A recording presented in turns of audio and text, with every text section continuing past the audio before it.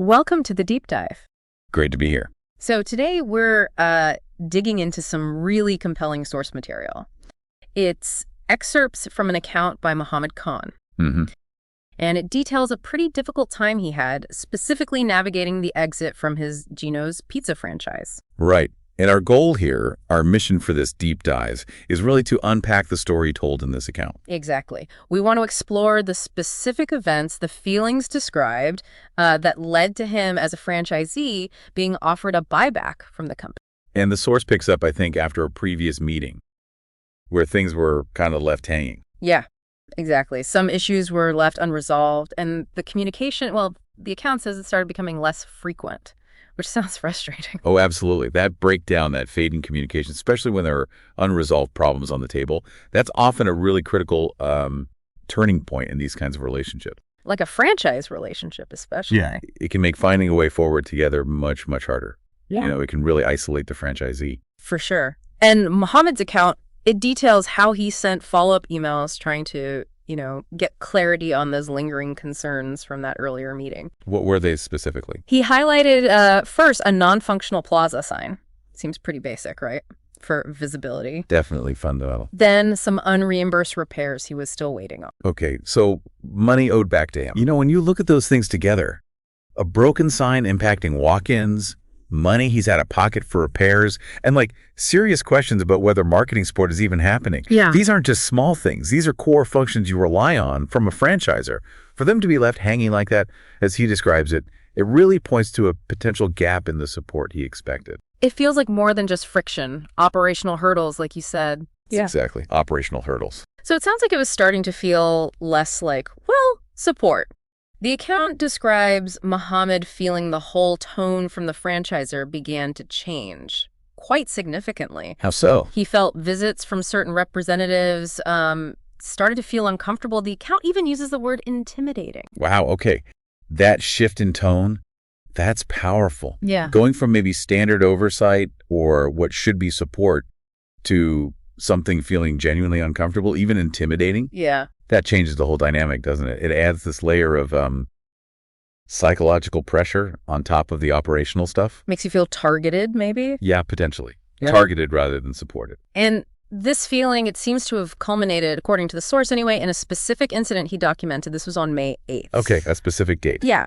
It involved a visit from a district-level representative. Mm-hmm. And Mohammed's description of this visit, it's in an email cited in the account. It was pretty pointed. What did he say? He felt it was unannounced, unproductive, and frankly, unsettling. He raised concerns about behavior during that visit he found disruptive and, unprofessional. Documenting something like that, with dates, descriptions of behavior, that's a significant step. How so? Well, it formalizes the complaint, right? Yeah. It moves it beyond just a vague feeling. It provides concrete events. It becomes part of a record. Right. And what's really notable here, and the source points this out, is that Mohammed sent this complaint about the May 8th incident up the chain to regional leadership. Okay, so he escalated it. He did. And crucially, received absolutely no response. No response at all to a formal complaint about a specific documented incident involving staff behavior. According to the account, silence. Wow. That's striking in the context of everything else described. It is, isn't it? So you've got these unresolved operational things, the sign, the repairs, the marketing, this feeling of a changing, uncomfortable tone. Right. A specific unsettling incident documented and reported. And then just silence from leadership on the complaint itself. Yeah. Which, in the narrative he's presenting, you can imagine just amplifies that feeling of being unheard, right? Absolutely. Or that the concerns just weren't being taken seriously.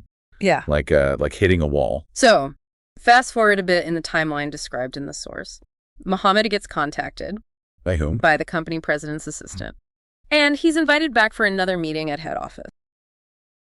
After the silence, an invitation from the top. Yeah. And he went into this meeting, the source says, with, a flicker of hope. Understandable. Thinking maybe, just maybe, this was it. The chance for things to finally turn around, for the issues to actually get addressed. It's a very natural reaction, isn't it? Meeting with senior leadership, you hope for a different outcome, a more constructive one. But according to this account, the reality of that meeting was quite different. Good.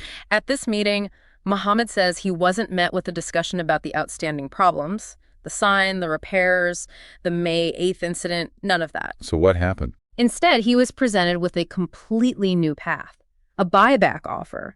Ah, so the company offered to buy the store back from him. Yes. The account states it was framed as an opportunity to part ways. Interesting framing. A buyback is a mechanism franchisors use sometimes, maybe to exit a challenging relationship or regain control of a location for strategic reasons. But the how? Exactly.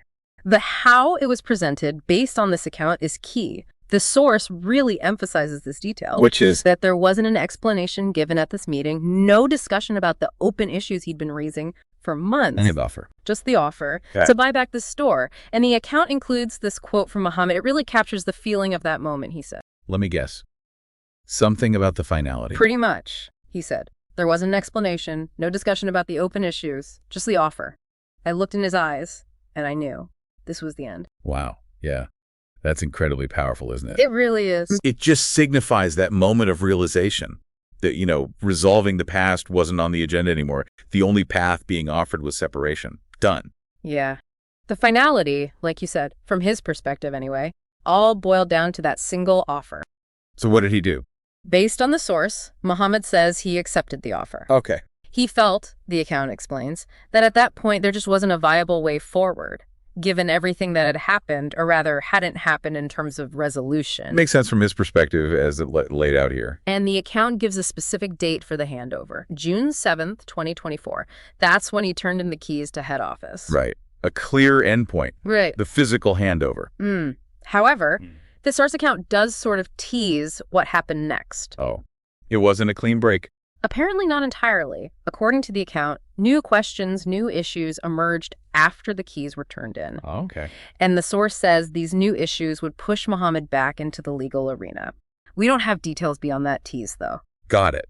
So the exit process itself might have generated new points of conflict. Interesting. Okay, so let's pause and think about this for you, the listener. This is, one specific story.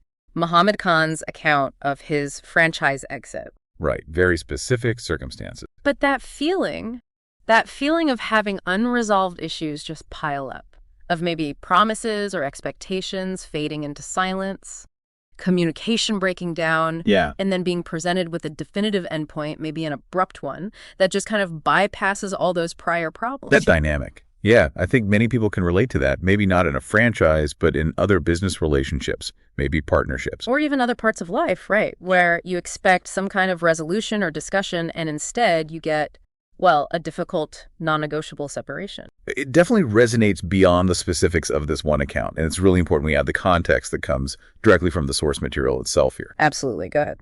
This deep dive, it reflects Muhammad Khan's personal experience and his perspective, just as it's presented in the account we reviewed. Right. It's his side of the story. Exactly. And these matters, as mentioned, are part of an ongoing legal dispute. They haven't been decided in a court of law. Crucial point. And the source material also notes that representatives from the franchisor were invited to respond to the original account. Okay. And that any comments received would be shared. So we're simply walking you through the narrative and the details that were provided in the source material shared with us. Impartially. Right. Just laying out what the account says happened. So thinking about this account, what's kind of left to chew on? It really raises a question, I think, about the dynamics of power and communication, especially in difficult business relationships. Like, when does the weight of unresolved stuff, the communication breakdown, become so heavy that one party decides the only way forward, or maybe just the easiest way for them, is to just initiate a split?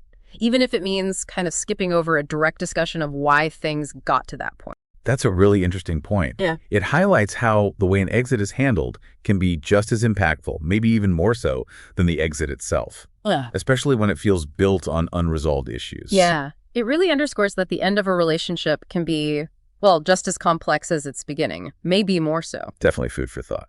And just to note, the source material we looked at suggests you can view documents related to this account and potentially share your own story by visiting the Instagram handle at Gino's former franchisee.